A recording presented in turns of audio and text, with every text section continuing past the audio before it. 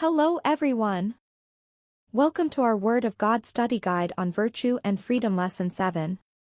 This final lesson is about ethics for a virtuous life and community. We've talked about the importance of virtue so that we can live the full life God has called us to, creating a meaningful legacy and following the path to eternal happiness in the kingdom of God. We'll conclude by looking at some specific principles to guide us on this path. Principles that will help us to lead virtuous lives ourselves, personal ethics, and to build up our communities, social ethics. Personal ethics, principles for virtuous decisions in a happy life. Ethics gives us the principles that help us make virtuous decisions. When we have difficult choices to make, especially if temptation is pressuring us, these ethical principles can guide us in moving towards the light and making the choice that will bring us closer to real happiness.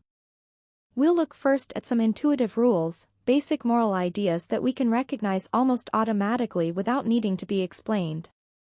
Then we'll lay out some general principles that we can use in decision-making in different situations. The principle of non-maleficence.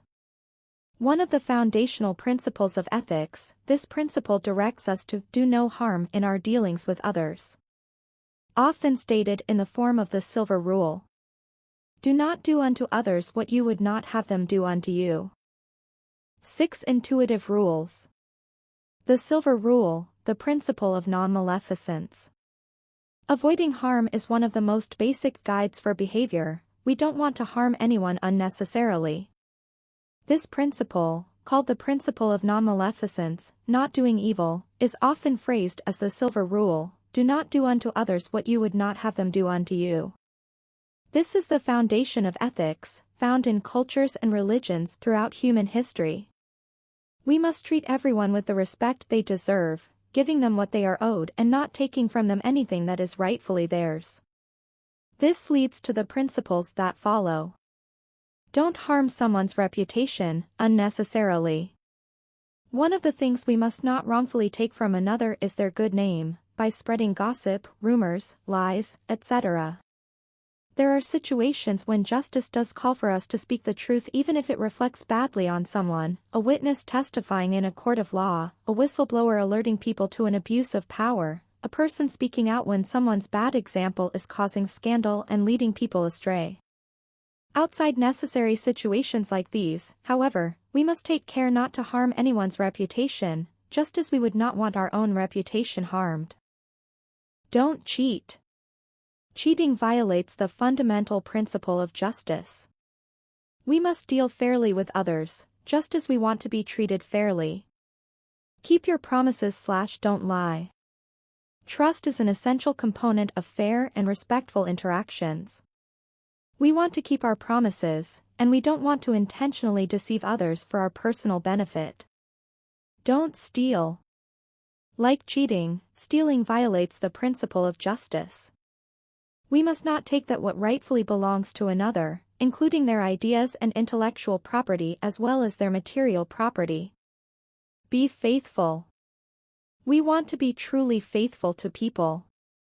We don't want to use others as if they were a thing to fulfill my own needs. We don't want to selfishly take what they give us in a relationship without giving them the same commitment in response. This becomes particularly significant in the exclusive intimacy of eros love. We don't want to enter into or cause another to enter into sexual infidelity so as to cause a rupture in a marriage/family. 4 General ethical principles. The silver rule, see previous section. The golden rule, do unto others. Jesus goes beyond the minimal justice of the silver rule, don't do unto others what you wouldn't have them do unto you, by giving us the golden rule, do unto others what you would have them do unto you. He calls us to go the extra mile, to approach our lives with a new mission of love and contribution. We want to do more than avoid harm, we want to actively do good for others. The silver rule. Hurt not others in ways that you yourself would find hurtful. Early Buddhist text, Udanavarga 5:18. What you do not want done to yourself, do not do to others.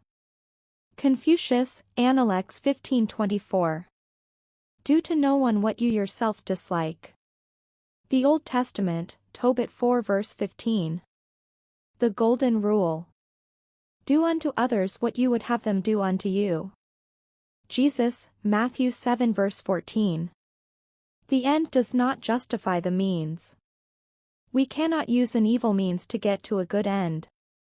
If we violate our code of ethics so that we can achieve something good, we are undermining that very goodness we're pursuing by the illegitimate evil means we're using, and the harm they bring to others. For example, we can't justify killing someone, because it will lead to the good end of inheriting their fortune to donate to charity. The principle of double effect.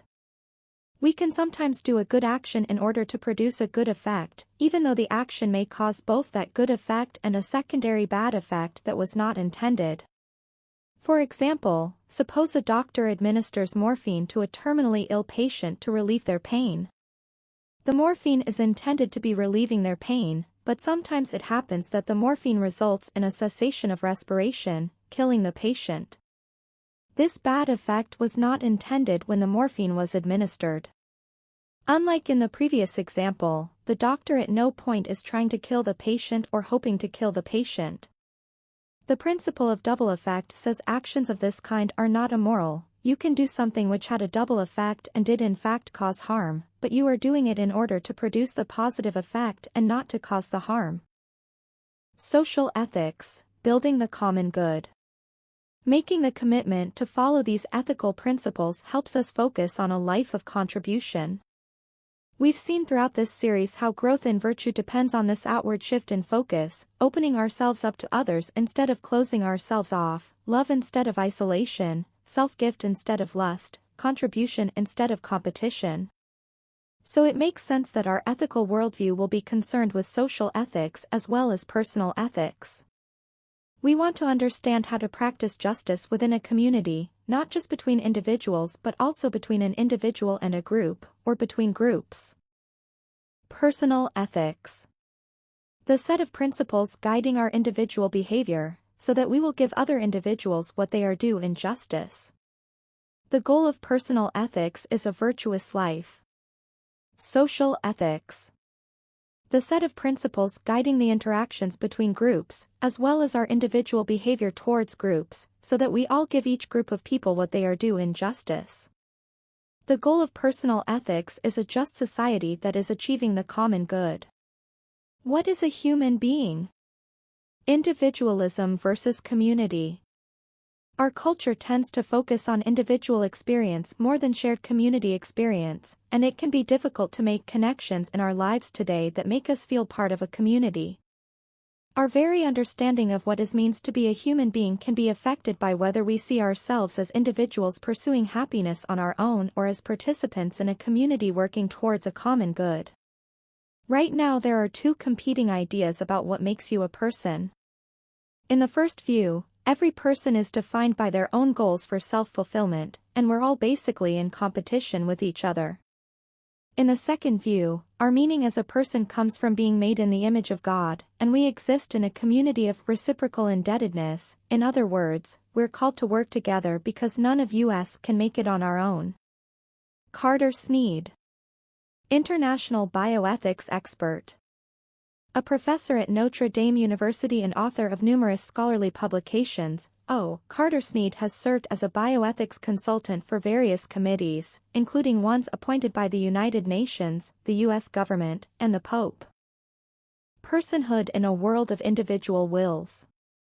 According to the radical individualism of this first view, what makes each of us a person is that we have will and desire. We find our highest fulfillment by constructing our own future, deciding what we want and pursuing it. Any structures outside the self, government, religion, tradition, even nature, are a potential threat restricting our freedom to do what we choose. Relationships with other people are sometimes possible to the extent that they benefit our own goals, but the moment they become an obstacle to our desires we can end the relationship and move on. In general, we encounter each other as adversaries, competing individual wills each pursuing our own individual plans. Francis Bacon, 1561 to 1626. Philosopher and statesman. A prolific writer who also served as Chancellor of England, Francis Bacon promoted the role of experimentation in scientific inquiry. and was an influential figure in developing the scientific method. René Descartes, 1596 to 1650. Philosopher and mathematician. A transitional figure between classical and modern philosophy, Descartes is perhaps best known for the quote from his Meditations, "I think, therefore I am." He also contributed to innovations in mathematics and science, including his invention of analytic geometry, combining algebra and geometry, and the Cartesian coordinate graph, in which points are plotted on the x-axis and y-axis. Personhood in a world of reciprocal indebtedness. In the second view, what makes each of us as a person is that we are made in the image and likeness of God, we belong to the same human family and we have obligations to God and to each other, and we are intrinsically worthy of love, dignity, and justice within those relationships. We begin life not as an isolated will that can pursue individual goals, but as a vulnerable and powerless baby in need of love and assistance. We live in a community of reciprocal indebtedness, we are all vulnerable at different times and so we depend on one another to flourish. We're all in this together. Alasdair MacIntyre, philosopher. Moral philosopher whose work has focused on the virtues, exploring how they relate to questions of modern philosophy and life, most notably in his book After Virtue. The social consequences of radical individualism. Society looks very different if we're a collection of self-interested individuals seeking personal gain or we're a group of caring individuals seeking good for all the members, especially the vulnerable ones. Radical individualism, instead of giving us all freedom to do what we want, will ultimately produce a society where only the strong and privileged and powerful flourish. Anyone with needs, the young, the old, the sick, the poor, the outsiders, the vulnerable, are devalued and pushed to the margins. Instead of participating in the mutual support of reciprocal indebtedness, these persons in need will often be actively targeted by society for being burdensome, neglected, oppressed, discriminated against, even killed, euthanasia, assisted suicide, abortion. Anthropological. Involving the study of humanity. Anthropology is a scientific discipline examining human development through biology, language, culture, archaeology, and more. Pluralistic society. A society in which multiple groups with different beliefs, cultures, or backgrounds coexist. Normative. Defining the standard of what is judged acceptable or unacceptable within a group or culture. How can we build a better culture? If we want to build up our culture, what should we do when we encounter all these forms of systemic injustice? It is important to have trust in God and recognize that we are part of a larger mission. We may only play a small role in a much bigger and longer campaign, but we still strive to do our part in God's plan. We want to engage with our culture and with our laws and policy, participating in voting and the political process, working to persuade in a peaceful way. We also must speak out against unjust laws that target the vulnerable, and we must advocate for the protection and human dignity that everyone is entitled to. More personally, we must work to educate people, to work on our own character and virtue, and to remain vigilant in prayer. We all have a role to play. Everyone matters. We may sometimes make the same mistake of radical individualism in our own lives, thinking that we have to justify our worth by being strong enough, successful enough, or we don't count. But of course, God doesn't see us that way. Everyone is part of the human family, no matter how weak or useful or burdensome or esteemed they are. Everyone matters. That's how God sees you, and that's how we should see each other, and see ourselves. Social justice. 5 principles for a community worth living for. We've seen some of the dangers that arise in our society when we think of persons only as individuals and forget we need to exist in community. Let's look now at some fundamental principles of social justice which can help fix those dangers and help us build the right kind of community. 1. Justice means giving each person and group their due. The same justice principle which governs our personal dealings with other individuals also governs how the society we live in must treat all the groups within the society. We cannot make ethnic distinctions, religious distinctions, etc. that would deprive any group of their life, liberty, property, or pursuit of happiness. We must also take action against such injustice in the many forms it takes all around us, from genocide to unjust incarceration and death to marginalization and discrimination, as well as our own unexamined biases. Genocide.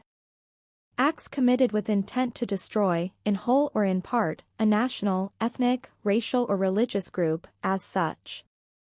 It can include types of targeted oppression as well as outright killings. 2. The principle of unjust law. Justice is the standard that governs law, hence, as St. Augustine says, an unjust law is no law at all. Any positive law, a specific law enacted by a governing body like a legislature, constitution, judicial court, etc., must serve justice. Justice is a higher standard than any political system, so a positive law that is unjust does not deserve the name of law and need not be obeyed, even if it has been legitimately enacted. This is the principle behind all civil disobedience. We can justifiably protest against unjust laws. There are many examples of unjust laws that were met with such opposition by people of conscience, both in history and in the present day. An unjust law is no law at all. St. Augustine, De Libero Arbitrio, I.5. St. Augustine, 354-430. Philosopher and doctor of the Church. One of the most influential of the early Church Fathers, St. Augustine wrote extensively on philosophy and theology. Notable works include The City of God, on the Trinity, on free will, and his autobiographical confessions which recount his conversion to the faith. Mitochondrial DNA. A form of DNA that humans have been found to inherit only through the maternal line, unlike other forms of DNA that are inherited from both parents in combination. This makes mitochondrial DNA useful in tracing human ancestry back many generations. 3. The principle of personhood. We must be sure that we define personhood properly so that we do not deprive anyone of the rights they deserve as a person. Put simply, every human life is a person. There have been many attempts to deprive groups of people of their rights by declaring some human beings to be inferior than others, on various pretexts. Recent examples can be found in the eugenics and genocidal programs of the Nazis, in modern slavery, in the colonization and subjugations of native peoples, and in the many attacks on the vulnerable of society today as we've previously discussed. If we apply the respect of personhood to every human being and oppose such injustices, we will not only have a more just world but will be able to prevent the horrible cruelties that still beleaguer human history. Specious. Seemingly plausible but false, due to flawed reasoning and/or failure to conform with the underlying facts. Bartolomé de las Casas, 1484–1566. Historian and activist. Though originally a colonist and enslaver himself, Bartolomé de las Casas underwent a conversion and dedicated his life to fighting the widespread abuses of the indigenous people in the Americas by European colonists. He chronicled these abuses, which included enslavement, hard labor, torture, and murder and led to the extermination of the majority of the population, in published historical accounts. He also advocated, with partial success, to change the laws of Spain to prevent such abuse. 4. The principle of inalienable rights. The basic rights of justice, such as life, liberty, property, and the pursuit of happiness, are owed to every person because these rights belong to us by our very nature, by our very creation as human persons. As the Jesuit priest Francisco Suarez put it, these are inalienable rights. This is important because it means it is not in the power of any government or positive law to take these basic rights away from anyone. It prevents the tyranny of the majority, where a majority of the people can deprive a minority group of their rights by a legislative vote or action, even if they are following proper legal procedures. These legal powers cannot take away your rights, because they did not give you those rights. They belong to you and are inherent to you by your nature, they are inalienable rights. Man is by his nature free and subject to no one, save only to the Creator. Francisco Suarez, De Legibus 3, 1.1. Francisco Suarez. 1548–1617. Philosopher and theologian. A Jesuit priest and university teacher, Francisco Suarez authored many works on law, theology, political theory and metaphysics. His work also produced a comprehensive survey of the philosophical schools of his day, and he would subsequently influence many future thinkers. Inalienable. Intrinsic to a thing, inviolable, cannot be removed or taken away. 5. The necessity criterion for rights. There is a priority among inalienable rights. The necessity criterion is used to judge a rights dispute, when one right seems to conflict with another's right. The necessity criterion determines priority in this way: if one right is necessary for the very possibility of another right, then the right which is necessary for it is the more fundamental and important right. Thus, life is a more fundamental right than liberty. If you're dead, your liberty rights are really a moot issue, and liberty is a more fundamental right than property. The necessity criterion helps to identify injustice. It clarifies why slavery is immoral, for instance, because the very idea of treating another human being as property unjustly claims one person's property rights as a priority over another person's liberty rights. All these principles of social justice are what protect us and make our culture worth living in. We must not turn a blind eye to injustice in our society.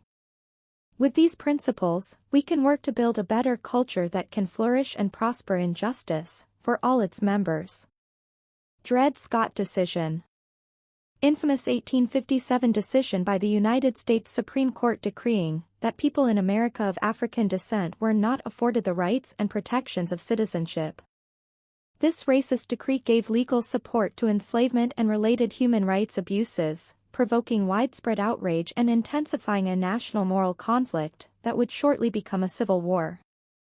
Ethics, 6 personal principles. 1. The Silver Rule, the principle of non-maleficence. 2. Don't harm someone's reputation. 3. Don't cheat.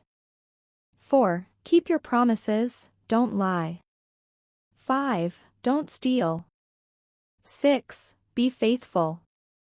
Ethics, 5 social principles. 1. Justice means giving each person and group their due. 2. The principle of unjust law. 3. The principle of personhood. 4. The principle of inalienable rights. 5. The necessity criterion for rights. Conclusion, the path ahead. Every single person on earth has been called by name to a destiny of endless joy by the Creator of the universe. At the same time, we must also confront the many temptations and evil forces that work to prevent us from reaching that destiny. Our lives are ground zero in a cosmic battle between good and evil with higher stakes than any fantasy or epic you've ever read. So let's make them count. Hopefully you have found something in these lessons that touches the struggles in your own life, something that can help you find the path to happiness that God wants to give you. We started by looking at the cosmic struggle in all those stories. We looked at the reality of evil, the drama of possession and the quiet damage of temptation, and the 7 deadly sins. We've talked about the different ways we can fight evil, all the help that God gives us in the church, especially the sacraments. The quick prayers for God's help in a crisis. The more thoughtful prayers of reflection, taking a few minutes every day to listen to God and listen to our own heart. The self-examination so we can check in on where we are every day in that cosmic battle. Are we moving towards the light, or turning away? We've talked about virtue, the habits that make it easy to choose good, the habits that free us from our addictions to sin and all the guilt and shame. We focused on the virtues that mend each of the 7 deadly sins by replacing them with something positive. We introduced the theology of the body, a new way of understanding love and sexuality that can lead us out of lust to something truly amazing. We learned some useful principles for the path to happiness.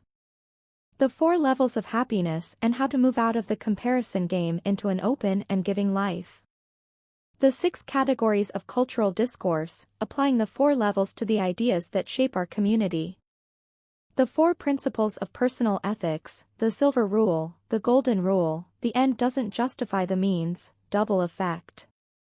The 5 principles of social ethics, how to extend justice to every group and fight unjust laws with higher principles of rights and personhood. But most important for the path ahead is hope. Maybe you're deeply unhappy. Maybe you feel crushed by guilt. Maybe you feel trapped by addiction and by sin. Maybe you're afraid this virtue thing is too hard and you're going to fail. No matter what it is, God hears you, right now, feeling those fears. And you don't have to be afraid. His help, His forgiveness, and His love are there for you. Today, let Him in, and you can be free. Thank you for viewing. May God bless you today and always.